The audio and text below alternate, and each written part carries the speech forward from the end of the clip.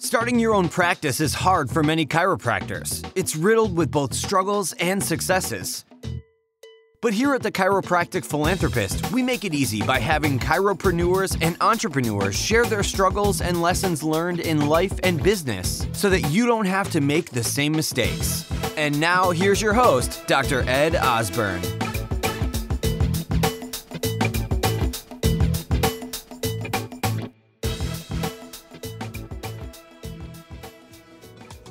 What is it that trips up your office? Finding new patients, retention, teaching about holistic wellness, or is it patients who can't seem to kick poor health practices? As a business owner, a wellness practitioner, a teacher, a mentor, often an emotional support, as chiropractors, we have a lot to carry. Let Mahalo Wellness carry some of the burden. Mahalo Wellness CBD oil products are the one small change that can change both your clinic revenue and jumpstart your patients' crave to begin healthier living. Try all Mahalo has to offer to determine what is receptive in your clinic.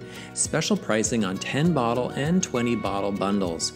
Head to mahalowellness.com/collections/TCP-podcast today. All right, so TCP listeners, welcome, and viewers, welcome. This is a little bit of a different TCP podcast today. We're not going to go through the normal flow, which can actually be pretty fun, actually. And I'm recovering. I know, I'm totally recovering from like massive coughing from the last 4 days and getting through these podcasts. So I think my voice actually has this lower tone. It's kind of sexy, but you know, we'll see if people agree if I could get through this. All right. So listeners, viewers, here's what we have today. We have actually Dr. Melissa Longo. And I love this conversation because, and I'm going to throw this to you, Dr. Melissa, in just a moment, because we touched on this conversation. I was so fascinated by it the first time that I interviewed you. And I was just like, man, how do you have this anti-hustle, simple, balanced practice in life? And I was just so fascinated by all of this. And then, you know, full circle, here we are. That was probably 12 months ago. And here we are now today. And we're actually really helping doctors create a simple practice. And that's kind of my hook for today. And we'll get into the conversation. But for those of you who don't know Dr. Melissa, Doc, why don't you go ahead and tell us a little bit about who you are. Tell us about your practice. Tell us about you in general. Thank you for having me on the show again. I think when I was on the show the first time, I was the very first person who had a home-based practice on your show. Mm-hmm. And so, yeah, this is my office. I'm in my reception room. I've been a chiropractor for almost 18 years. I can confidently say that I love it more now than I did when I graduated. My practice locations have changed. I have a couple of children. I have 2 sons, 2 amazing boys now. My love for chiropractic has grown, but I could honestly say that it would have been a much different practice if I hadn't really gotten clear on the kind of practice style that I wanted for myself. And obviously that often sometimes comes through different struggles that we have, but the kind of practice that I run right now is in a space less than 500 square feet. I've got great clinical hours, a really great family practice. I've got also a lot of time to work in my own side business. And you said that, you know, the hustle, the anti-hustle. I think I hustle, but I just hustle for the things that matter to me. I hustle for my health. I hustle for, you know, great relationships with my kids and to do work that is meaningful to me. And having this style of practice has really freed me up in different ways to contribute. I had a television show in my community for a number of years. Now I've got, you know, the podcast, and I get to work with lots of other chiropractors to help them build the practice of their dreams and get clear on what they want. I get to work with some of your clients in the inner circle as one of the coaches there with you and Jason. And a lot of things that make me really happy and make me feel like I'm contributing. So that's me in a nutshell. When I'm not in my practice, you'll often find me on my bike or traveling or spending time with people that I love. And yeah. Yeah, awesome. And I mean, you know, you and I have been working together probably for 3, 4, I don't know, 5 years, something like that. First as a real, like, as a coach and clients, relationship. Now you're actually one of the coaches inside of our inner circle, which is you're leading people inside of this. We have like 70 people in the inner circle right now. So really leading inside of this, being a professional podcaster like yourself, creating a lot of online content. And now it's just incredible too, that we have the ability to, and the opportunity to have this conversation about how you help doctors with their practice too. And it's kind of full circle because I'm actually one of your first, because I've kind of put it out there that I'm reinstating my license, and part of this is the whole discussion. And I've had a few podcasts where people ask me about whether I miss practice, and I totally miss it. And if I was to do it again, I would do it in a simple way. And that's why we're having this discussion. So with that being said, I want to hear your story, because I love the story of like how you developed this simple practice. It was almost through survival necessity. So tell us about that. Yeah, absolutely. So my first chiropractic practice was with my ex-husband. He's a chiropractor, amazing guy, amazing dad. Our relationship changed, and we actually stayed business partners for a short period of time, for a couple of years. We owned the property that our practice was in. And because my sons at that point were 4 and 8, I picked up hours. I had to restart a practice. I had to provide for myself. So I started my practice again and just picked up hours that, I had access to, when he wasn't in his practice, and did that for a number of years, had other practitioners, had a team. And I just personally found it a lot to manage. I mean, as a single mom, I want to be a good parent. I mean, I know everyone wants to be a good parent, but I care about the food my kids eat. I want to be present at their soccer and hockey games, get involved in their school. And I was feeling at that point, like overwhelmed, like something's got to give. And someone just suggested to me, hey, have you ever thought of having, a practice in your home? And I was like, no way, I would not want to do that. Like, I need the boundaries, I need the distance. But then the idea started percolating, and of course, serendipitously, this property that I'm in came on the market, and then I started thinking about it from a business perspective. And I remember walking through this property with my real estate agent, thinking, "Oh my God, it would be perfect," because of how it's set up. It was already zoned. It didn't have parking, but I could easily put parking in. It was very much set up so that I could have, like, this is my reception room. People park back here. And then they don't have to come through my living room to come into my practice. So there's a really distinct setup between my practice area and my home. And at that point in time, it was just really, it was survival in that I wanted to simplify. I was tired, and I felt like I wasn't giving 100% in any capacity. I felt my business was not where I wanted it to be, who I was as a mom. I was showing up sometimes at the end of the day, like, tired and not there with my kids fully present. And I don't ever want to be in that place ever again. So I simplified and I merged. Now I bought this property. It was a really crazy 6 to 8 months, probably almost a year, in selling my house, moving my practice, renovating, being the general contractor here, all while raising 2 boys, one of which plays competitive hockey at the time.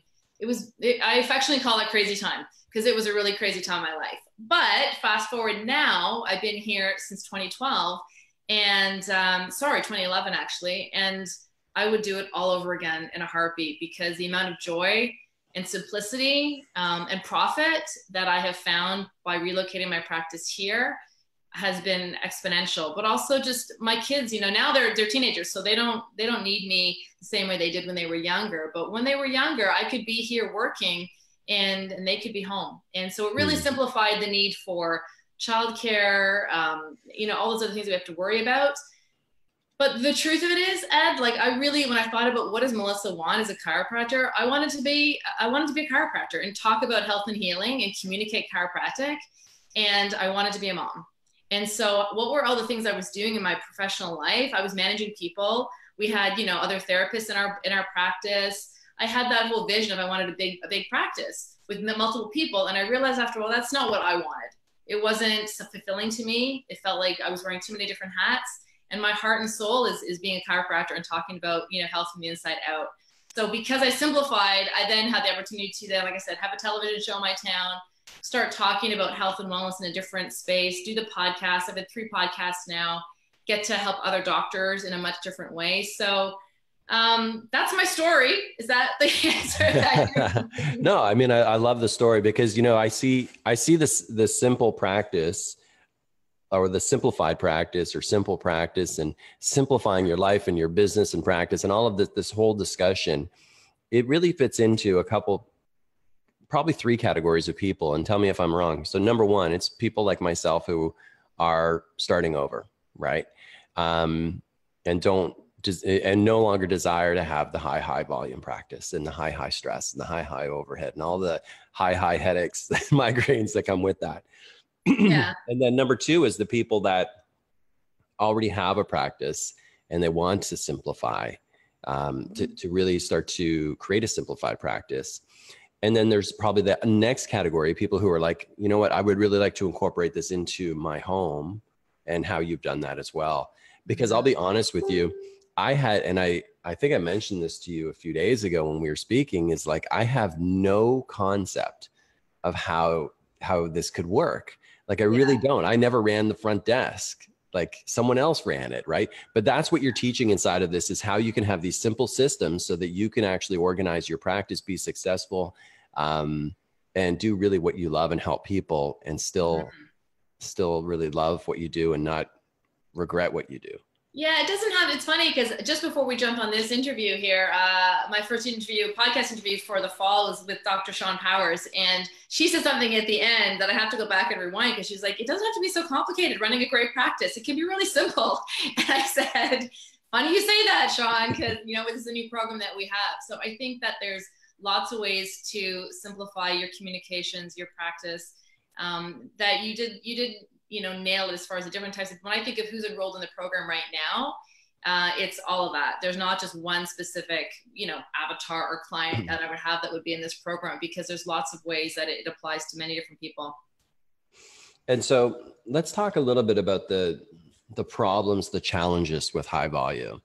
I mean, for me, like, it was always about chasing that number.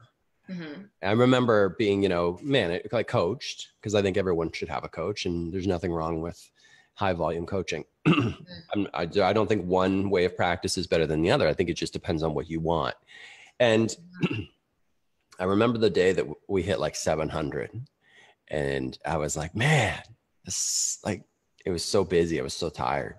And I was pretty overjoyed. And it was like, okay, I messaged my coach. And I was like, okay, what's next? And he goes, 800.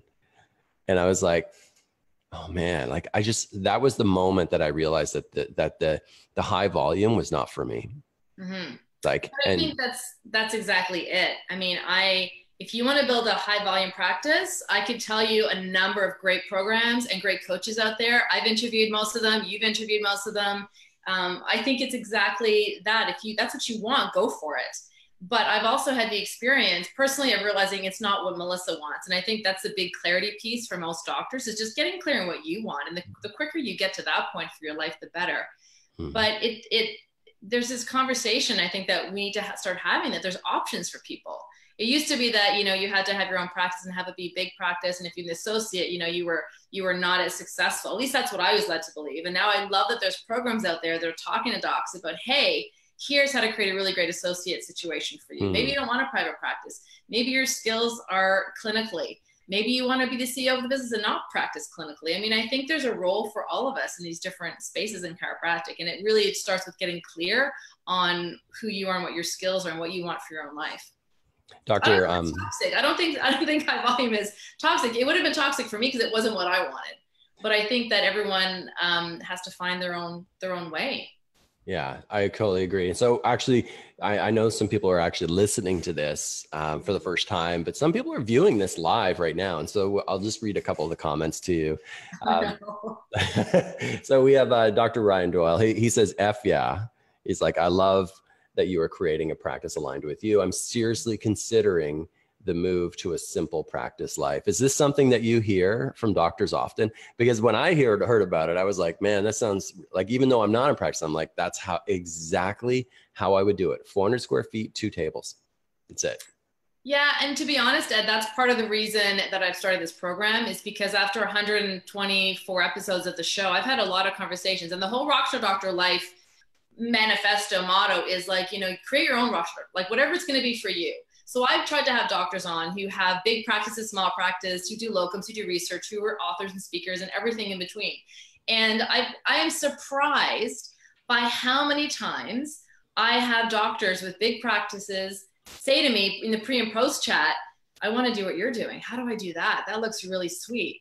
I've had doctors stop me in my own community. You know, I used to have a booth at the farmer's market for many years, just talking about health and wellness there. And I would have my own colleagues in the community like look at me and say, I want to do what you're doing, but I'm too entrenched in this big business right now. And even just, you know, the last couple of days I had coffee with a good classmate of mine yesterday, a chiropractic, you know, friend of mine. And we were talking about his former practices, you know, when he was working in the sports environment, and then he was building his own multidisciplinary place. And he got out of that because he realized this is causing a lot of stress in my life. It's affecting my relationship. And you know what? I'm not making any more money. So now he simplified. I said, well, actually, if you want some tips, I've got a program for you. But I think it's something that we're going to see more and more, because I think a lot of people are looking for that elusive, balanced lifestyle. And I don't know whether balance exists for people or not, but it's definitely possible. Can we talk about money? So depends on what you're going to ask me. Well, we're not going to go there. We're not going to ask for numbers, but like, I know where I was with high volume, and I also know where I was with overhead. And so like, I mean, do we need to do this entrepreneurial discussion of gross versus net? And like, I mean, isn't it true though? I mean, I've known, and this is the same in online business world. I know people in the online business world who have got one of those things, and they made $1 million from a funnel, and they spent $1 million to get there. Yeah, exactly. It's the exact same thing with practice. Is you can spend, like, there's docs who have these large, you know, maybe that I think 500 a week is pretty busy. And yet they're struggling. Like, they're just struggling to keep the credit cards paid down and all, like, pay the mortgage and all of those different things. And they're really, honestly, 2 or 3 bad months away from closing the doors. And for how hard they're probably working. I know. And I mean, so here's the reason why I bring this up, is because I think that the simple practice could be renamed the profitable practice. Is that right? I'll add it for the January session. Rename it. Yeah. But isn't this true? I mean, it is something where, no, like, I mean, and we could talk profit in terms of money, but I mean, also it gives you a profit. I mean, of gains, also gives back a lot too, doesn't it? I mean, in terms of your lifestyle. Mm-hmm. Well, and I think it's, you know, there's 2 ways to make more money. It's to make more money or to keep more of what you make. Right. So for me, you know, an interesting stat is I looked at this because, you know, I'm digging into my business because of this program I'm launching. And I'm really looking at things I've done in my practice in the last 10 years. And the year that my practice collections went up by 40%. Wow. It sounds crazy, right? But the reality is it wasn't that I saved that money because I let go of some things that were expenses. It was my collections, people that were coming in went up. So when I look at what that was, it was clarity around, I'm not going to tell you what it was because then no one will watch the video that I'm going to do about it. But it was definitely looking at the business model of, you know, my girlfriend told me this story recently. So there's a company, they made $100,000 a year, and they made some gadget, some pen or something. And in order for them to make that $100K a year, they had a great team, and they had all these events they did in a production facility. And at the end of the day, with all their expenses, they were left, you know, all their expenses cost them $90,000. So they have a $10,000 profit at the end of it. Then there's this other dude who for 4 months of the year has a lemonade stand and travels around and does farmers markets and music festivals and works for 4 months and makes 10 grand and his expenses are really low. So which is a better business model? I think that's for each of us to figure out. But when I heard that story, I'm like, a lot more stress involved to make the same amount of money. So for me, I'm over here. I don't need as much because my lifestyle, I know what my lifestyle necessities are. I know the kind of lifestyle that I want to live and what my luxuries are and, you know, all that stuff that I need. But I also keep more from a business perspective because I'm not spending money. My overhead is very low. If that's the number that you're looking for, my overhead is exceptionally low. Yeah. Yeah. And I mean, this is something that I've been learning even inside of the, like the online business world, right? Is, there's a certain percentage of money I reinvest back into the business so that I can get a certain amount back. But even when I take that into account, it's still a very low amount compared to what most practices run at.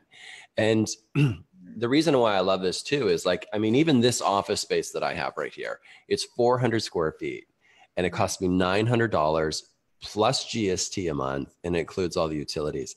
I could literally plant 2 tables in here and start practicing tomorrow. Well, once I get a license, but you know what I'm saying? Like, I mean, however, the challenge is, here's the challenge though. I mean, because I could do that, but here's the challenge is I have no idea how to market it, a simple practice. I have no idea how to schedule, people. I don't even know how to do the billing properly. Like I wouldn't even know the systems that are in play. So my question is, here's the question is, I mean, this simple practice, there is a system to this. It's not as easy as it sounds, even though it's simple. So let's say it's simple, but it's not easy. Agreed. And don't worry, you were going to learn all these things as a student in the program, but I may pull on your expertise in marketing every once in a while. I think there's absolutely a system, and I've had to evolve my own systems in my practice as time has gone on to accommodate differences in flow and just the nuances of communication. I mean, we're all growing and learning, but yes, there absolutely are some things that are key to making things run efficiently, making sure that people pay you, making sure that people know that what their boundaries and the professional, expectations are, and really making sure that you're giving the best clinical care. Absolutely. So yeah, those are all steps and things that I'm teaching in the program. And essentially I kind of think of it as like, there's been a lot of sort of high volume-ish strategies that I had learned over my time in practice that I've adapted and implemented in different ways. So there are definitely ways to make sure that you're connecting with people and communicating and efficient in your care. And also, obviously that has to make sure that it fits your own, province or state guidelines with, what your colleges, allow you to do and recommend that you do. But yeah, there's some techniques and tips for sure. And so doctors who are listening, they can actually head over to the rockstardoctorlife.com website, and they can actually check out the entire page, like the entire URL, the website, or they can head directly over to yoursimplepractice.com and they can check out the actual Simple Practice program that you're offering. I know that you have a certain number of those like that initial founders group, which I'm one of, will be going through the program. And so you've had some of those are already, some people snatch those up. So you have there's a limited amount, I guess is what I'm saying. Yeah, I want to take 15 people through the first group. And there are, about 10 of them left, 10 spots left. Okay, great. So, yeah, I had people, when I started talking about it, I had some people who were, on our email list and listening to the podcast that emailed me right away and said, I want more information about this when you're ready. So I gave them all, early insight. And yeah, it's kind of fun to have people register for your program before you launch it. That is pretty cool. I mean, you've won before you even started.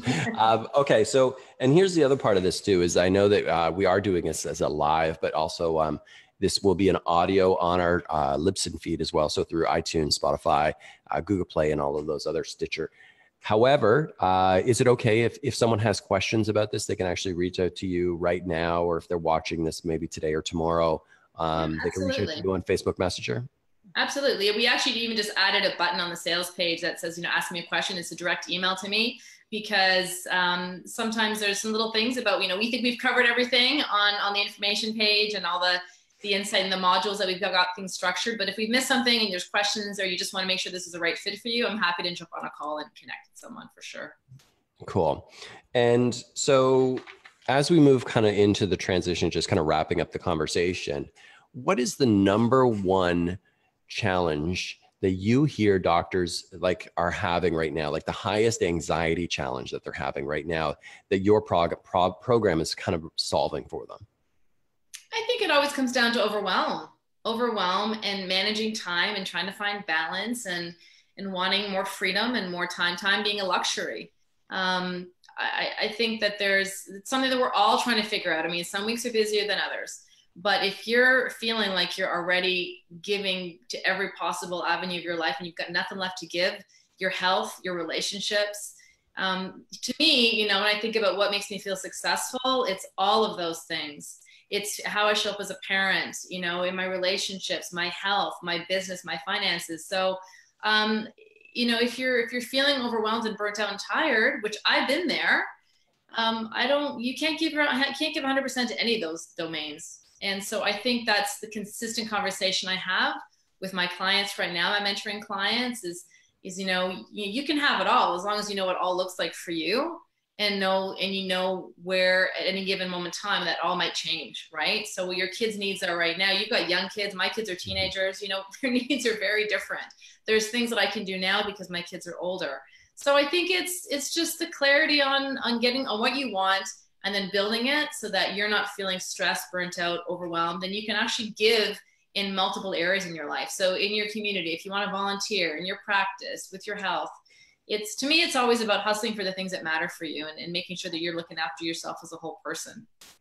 Beautiful. And you kind of stole my question there, which I have two final questions. Rambled, sorry. That's okay. Well, my question really was like, how do you define success? And I think that we have to, as chiropractors, start redefining how we define success. We have to start taking ourselves away from the numbers, because that's what, I mean, when I was in chiropractic college, I hung out with Reggie Gold. Like, I mean, it was all about the numbers. It was the box on the wall. It was about service. And the challenge with service is there's sacrifice that comes with it. And when that's whether it's either sacrifice with your family and in your relationships, or it's sacrifice in some other way, such as your health, which is what I truly went through with the high volume. So the last thing that I want to add, the last question I have for you is a resource. I always love to end these conversations with a resource. Now, I know you have a resource that docs can grab. Could you tell us about, like, it's at the rockstardoctorlife.com. What is the resource that you have there for them? Oh yeah, it's the Create Your Own Rockstar Doctor Life workbook.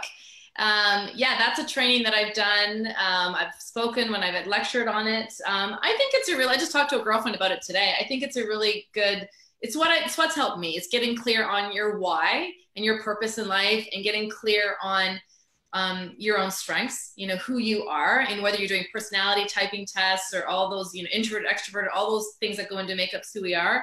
And then really thinking about what your lifestyle is, you know, what you really want. Because I was on that same track. I thought that I would be happy if I had this, and this. And then I started to have some of those things and I realized this is not fulfilling to me.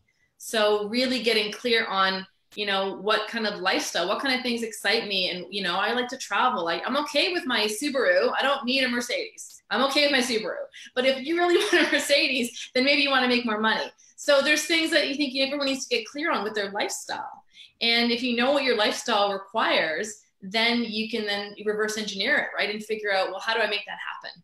Mm-hmm. So I think if you're looking for that's the resource that we provide, you know, our community there. Personally, for me, a resource, I mean, I love listening to podcasts. I love listening to all the different shows out there. But honestly, this is going to sound kind of silly, but I think the best resource we have is that, and it's the chiropractic thing, it's that innate wisdom inside us, right? It's going with your gut and your heart, and knowing when there's times to shift, knowing what that shift might be, and then following it. That can take a lot of courage. But it's certainly always been worthwhile for me. I just was talking to a close friend before I did these interviews today, who's considering making a change in her practice life, and she just feels like it's right. And so we talked about that. And I think that if we always go within and go with our gut and go with our instincts, it never really leads you the wrong way. I would agree. I call it the voice. Call it whatever you want. Or I'm sure I'm the only person who's ever called it the voice. But your heart, your instinct, your gut, you know, it's universe. No, and I think the fastest way to an unhappy life is trying to live the life that someone else wants for you, and not really getting clear on who you are, what makes you happy, and how you define success for yourself. So if you can do that, you're ahead of the game. Yeah, how many people have done that? I mean, experienced that, and then 20 years later, they're like, man, I'm going to start living for me. So here's what I want to, I'll just kind of wrap this up with. So Doc, if you're listening right now, you can actually head over to thechiropracticphilanthropist.com. We'll have a webpage dedicated to our discussion with Dr. Melissa Longo. We're going to have a link to her yoursimplepractice.com and to rockstardoctorlife.com. So you can grab that workbook as well. if you're on your mobile, go ahead and actually open your show notes, and the links are right there for you. This discussion specifically is for everyone. However, it's even more distilled down to people who want low stress, low overhead, high impact, high value, and high profit practice style, right? Right? I don't know anyone would want that, but you know. I mean, this is it. That's it in a nutshell. And that's why I again, full circle, we had this discussion and like at least 12 months ago, I think. And I think it was after I launched the first podcast, Rockstar Dr. Moms. So that would have been 2017. Yeah. And I would have had no idea back then that this is something that I would have even appealed to me. I had no idea. Right. So I didn't know you were teaching it back then either. You weren't teaching. Well, it takes time, right? Yeah. All right. I want to thank you so much for being on the podcast today. Again, listeners, you can head over to thechiropracticphilanthropist.com, check out this audio and all the resources. Dr. Melissa, thank you for giving back today. Thank you. So you've heard the struggles, you've heard the successes, and this episode is done. But there's still so much more to come and so much more to learn. Head on over to thechiropracticphilanthropist.com and sign up for our newsletter, where you'll receive free practice building tips and strategies, including how to market your practice with your very own podcast and so much more. Thanks for listening, and we'll see you next time on The Chiropractic Philanthropist.